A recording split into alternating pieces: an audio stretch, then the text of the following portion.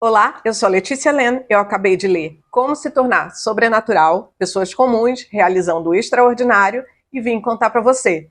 Esse é o primeiro vídeo da série que vai falar sobre como despertar nosso maior potencial e realizar o extraordinário na nossa vida.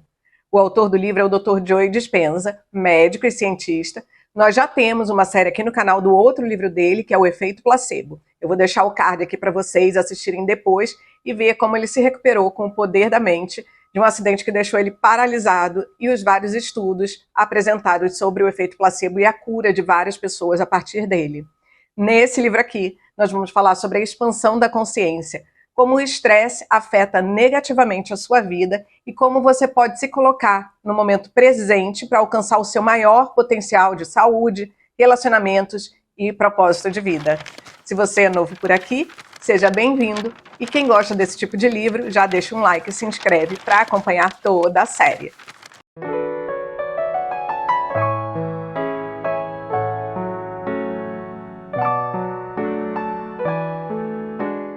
Ana, uma psicoterapeuta, lia um livro em uma tarde perfeita, na sua casa perfeita, com a sua família perfeita. Menos pelo marido que tinha saído cedo e não voltava. Até que policiais bateram à porta da casa dela e deram a notícia de que ele tinha acabado de se jogar de um dos prédios mais altos da cidade. Em choque, o corpo dela se enrijeceu, a cabeça parecia que ia explodir. Todos nós temos condições de lidar com explosões de estresse de curta duração. Logo em seguida, o corpo normalmente vai voltando ao normal e se reequilibra.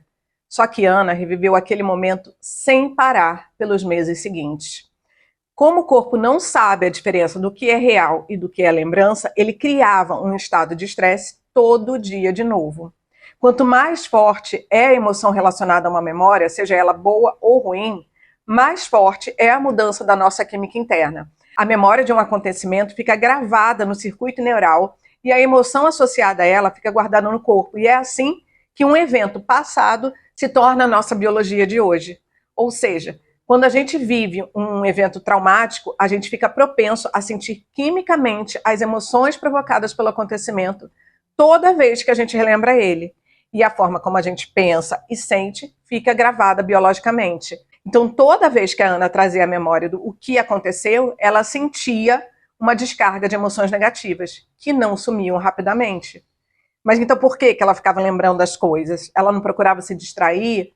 Porque todo dia alguém perguntava como ela estava, porque o marido tinha deixado dívidas, porque ela precisava lidar com toda a modificação que acontecia na rotina familiar. Então, todo dia ela acessava o estresse que fazia ela viver e se sentir o tempo todo como no dia do acontecimento, no passado, que acabou criando uma nova identidade de quem ela era. Só que o corpo não suporta um nível elevado de estresse por tanto tempo. Então, o que aconteceu? 9 meses mais tarde, ela acordou paralisada da cintura para baixo, uma inflamação no sistema nervoso periférico. Como os médicos não conseguiram encontrar uma causa física para o problema, eles disseram que a Ana deveria ter uma doença autoimune. Mas por que então o corpo cria isso? Porque quando o corpo está acionado para um sistema de emergência, que é lidar com o estresse extremo, ele fica com todos os recursos acionados para isso, né? Ele acaba sem reserva de energia para o reparo e para o crescimento das funções normais do corpo, comprometendo o sistema imunológico. E foi por isso que o corpo manifestou fisicamente a dor e o sofrimento emocional. Bom, com tudo que ela estava passando, ela não conseguia mais trabalhar e foi diagnosticada com depressão. Claro que não parou por aí, porque o corpo continuou produzindo mais e mais problemas, como úlceras em diversas áreas, até chegar a um câncer. Para não bastar, ela também passava por um relacionamento abusivo, até que um dos poucos amigos que sobrou levou ela a um workshop do Dr. Joe Dispenza que falava sobre como você cria a vida que você tem, e ela decidiu que passaria a criar uma nova vida para ela. Você já sabe que eu vou falar que ela conseguiu, né? Mas você acha que foi fácil, do dia para a noite? Não, escuta só. Logo após esse workshop, ela começou a meditar 2 vezes por dia. Alguns dias não era fácil sentar, se concentrar, e em outros tinha conhecidos e os próprios médicos criticando. Mas como ela estava determinada a mudar de vida, porque ela já tinha chegado ao fundo do poço, foi em mais 4 workshops do Dr. Joe Dispenza naquele mesmo ano. Então a Ana aprendeu nas meditações que ela pode ensinar emocionalmente ao corpo dela como ela gostaria de ser, já que o corpo produz emoções, sendo o evento real ou imaginário. Então a Ana sabia que as emoções elevadas de amor, alegria e gratidão poderiam sinalizar novos genes para produzirem proteínas saudáveis que afetariam o funcionamento do corpo dela. Isso se chama epigenética, onde o corpo se modifica através do que é ensinado ou transmitido a ele, podendo ser o ambiente, as nossas emoções, então logo as nossas intenções em estado meditativo ou não. Então ela entendia que se as substâncias químicas do estresse que corriam pelo corpo dela acionavam genes doentes, adotar emoções elevadas poderiam acionar novos genes e mudar sua saúde. Então assim, Ana começava cada meditação com a bênção dos centros de energia. Também aprendeu uma técnica de respiração específica para liberar toda a energia emocional acumulada no corpo quando a gente se mantém pensando e sentindo sempre do mesmo jeito. Nos próximos vídeos eu vou trazer para vocês essas técnicas de respiração e a bênção dos centros de energia, tá? Bom, depois a Ana aprendeu a recondicionar o corpo dela a uma nova mente, assumindo as emoções relacionadas ao futuro, antes desse futuro se apresentar. Se ela pudesse incorporar as emoções do seu futuro, adotando antes de a experiência realmente acontecer, ela poderia mudar a expressão genética dela e modificar o corpo. A Ana também fez uma meditação adicional que envolvia repousar a atenção nos centros do peito para criar e manter por períodos prolongados um certo tipo de batimento cardíaco. Ela aprendeu que quando sentia ressentimento, impaciência, frustração, raiva, ódio, esses estados induziam a resposta de estresse e faziam o coração bater de modo desorganizado. É claro que foi preciso muito esforço, tempo e persistência para trocar a raiva, o medo, a depressão, o ressentimento por alegria, amor, gratidão, liberdade. Outra coisa que ela fez foi uma meditação caminhando do Dr. Joe Dispenza, que em vez de sentar e meditar de olhos fechados, ela começava essas meditações em pé, de olhos fechados, e entrando no estado meditativo, abria os olhos, e ainda nesse estado, ela caminhava como se fosse no futuro. Fazendo isso, ela criava uma nova personalidade. Depois eu vou passar isso para vocês nos outros vídeos, tá? Quando a Ana saiu do seu estado do passado, sentiu uma nova energia na sua vida. Em vez de ver as meditações como uma coisa que ela tinha que fazer todos os dias, começou a esperar por ela ansiosamente. Ela parou de tomar antidepressivos, a saúde dela mudou completamente. 6 anos depois do suicídio do marido e de quase 2 anos do diagnóstico de câncer, ela estava completamente curada. Ela agora é uma nova pessoa, saudável, se tornou uma das treinadoras corporativas do Dr. Joe, fundou uma instituição psiquiátrica com mais de 20 terapeutas, é financeiramente independente, tem um companheiro muito amoroso e alegre, novos amigos e um ótimo relacionamento com os filhos. Se você quer experimentar o sobrenatural na sua vida, curando o corpo, criando novas oportunidades que nunca pôde imaginar, tendo experiências transcendentais, precisa, antes de tudo, dominar o conceito do momento presente. Hoje em dia, há muita conversa sobre estar no presente, né, no agora.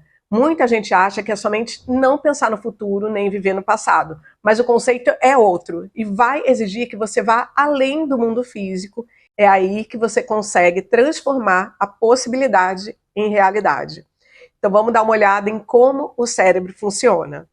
Quando você escolhe conscientemente realizar uma tarefa, você está escolhendo e instruindo automaticamente esses neurônios para entrarem em ação. Como o cérebro foi formado e moldado para se tornar um registro vivo de tudo que você aprendeu e experimentou até o ponto que você está hoje na sua vida, então o cérebro é um produto do passado, certo? E quanto mais forte tiver sido a emoção de um acontecimento na sua vida, mais duradoura é a impressão no cérebro, formando assim as memórias de longo prazo. E quanto mais você repete um pensamento, um comportamento, uma experiência, uma emoção, mais aqueles neurônios são acionados e reunidos e mais mantém o relacionamento de longo prazo. Então, quando você tem um pensamento, começa uma reação bioquímica no seu cérebro que faz liberar certos sinais químicos que fazem seu corpo se sentir exatamente como você estava pensando.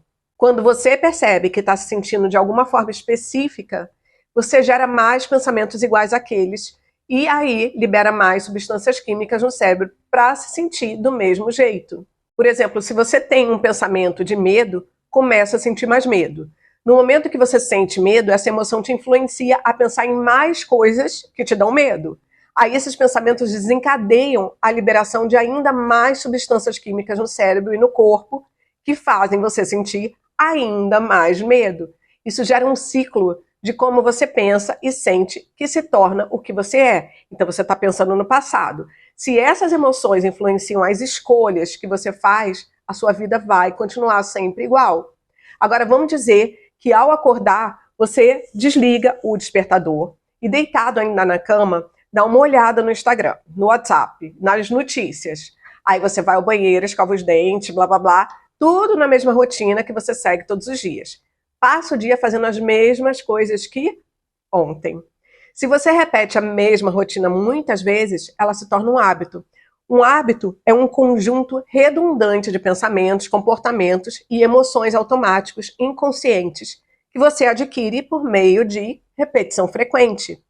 De um modo muito real, seu corpo te arrasta para o mesmo futuro previsível, com base no que você tem feito repetidamente no mesmo passado familiar. Você vai ter os mesmos pensamentos, depois vai fazer as mesmas escolhas que levam aos mesmos comportamentos, que criam as mesmas experiências, que produzem as mesmas emoções. Por isso, o seu futuro é só uma reprise do passado. O pior é que quando alguma coisa diferente acontece, perturba a sua rotina, você ainda fica bravo, né?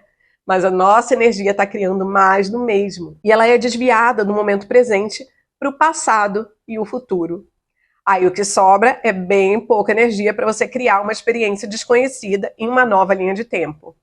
Agora, se você focar a atenção em uma imagem específica da sua mente e fica muito presente com uma sequência de pensamentos e sentimentos repetidos, nem a sua mente, nem o seu corpo vão saber a diferença entre o que está acontecendo no mundo exterior e no mundo interior. Aí, quando você está totalmente focado, o mundo interior da imaginação parece uma experiência do mundo exterior. E aí, a nossa biologia muda. Aquilo que você coloca a sua atenção e ensaia mentalmente muitas e muitas vezes, não só se torna quem você é do ponto de vista biológico, como também determina o seu futuro. Isso é tão real que em um estudo onde 2 grupos precisavam praticar um exercício simples de piano, ficou provado que os 2 grupos criaram um número impressionante de novos circuitos neurais e de uma nova programação neurológica na região do cérebro que controla os movimentos dos dedos. Só que só um grupo realmente treinou no piano. O outro apenas imaginava que estava treinando, mas não mexia nenhum dedo de verdade. Os mesmos resultados foram vistos em atividades musculares, onde ficou provado o aumento muscular de pessoas que apenas se imaginaram fazendo exercício de força. Antes a gente achava que os genes criavam doenças e que a gente não tinha muito o que fazer, né? Se muita gente de uma família tinha um problema cardíaco, a chance da gente desenvolver uma doença cardíaca seria alta. Mas hoje a gente já sabe pela epigenética que não é o gene que cria a doença, mas o ambiente que programa nossos genes para criar a doença. Mas não só o ambiente externo, mas também o interno, o nosso corpo. Então, mesmo que a gente possa ter uma predisposição genética para uma doença em particular, se seus genes continuarem expressando saúde em vez de expressar a doença, a pessoa não vai desenvolver a doença. Quando você modifica suas emoções, pode modificar as expressões dos seus genes, porque você envia um novo sinal químico para o DNA, que então instrui os genes a produzirem diferentes proteínas, mudando a estrutura e o funcionamento do seu corpo. Por exemplo, se o seu sistema imunológico foi submetido a viver nas emoções do estresse por muito tempo e ativou certos genes para inflamação e doença, você pode ligar novos genes para crescimento e reparação e desligar os genes responsáveis pela doença. Aí os genes alterados epigeneticamente vão começar a seguir novas instruções, produzindo novas proteínas e programando o corpo para crescimento, reparação e cura. É assim que você pode recondicionar com sucesso seu corpo e uma nova mente. Algo simples como entrar em um estado elevado de energia, amor inspiração ou gratidão por 5 a 10 minutos por dia pode produzir mudanças epigenéticas significativas na saúde do seu corpo. Quanto da sua energia criativa está presa a culpa, ódio, ressentimento, carência ou medo? Você precisa tirar toda a atenção dessa energia ruim e, para isso, a gente usa a meditação. Para se desconectar do mundo externo, você tem que aprender a modificar suas ondas cerebrais. Senão, enquanto você está ali sentado, de olhos fechados, seu corpo vai continuar sentindo raiva do seu chefe, porque você tem o hábito de sentir essa amargura, essa agressividade, do mesmo jeito que você sente quando você recebe uma mensagem dele. Inconscientemente, você tem a mesma reação. Seu corpo se acostumou a precisar do seu chefe para reafirmar a dependência da raiva. O corpo quer sentir as emoções das quais ele se viciou. E como um dependente que precisa de droga, o corpo precisa das substâncias químicas conhecidas. Você está sentado, tentando meditar, mas seu corpo está atrapalhando de todos os jeitos. Seu corpo quer que você desista da meditação. Ele quer que você se levante e faça alguma outra coisa. Ele quer que você volte para a rotina que ele está acostumado. O Dr. Joe costuma reservar 2 horas por dia para essa atividade. Ele diz que nem sempre precisa das 2 horas, mas o segredo é que a mente dele se acalma se sabe que tem tempo suficiente para relaxar e se entregar. Você já tem o hábito de relaxar a mente e meditar todos os dias? Por pelo menos uns 20 minutos? Me conta aqui nos comentários. Se ainda não, que tal pensar sobre reprogramar o seu cérebro para acabar ou evitar aquela doença já instalada no seu corpo ou que veio por herança genética?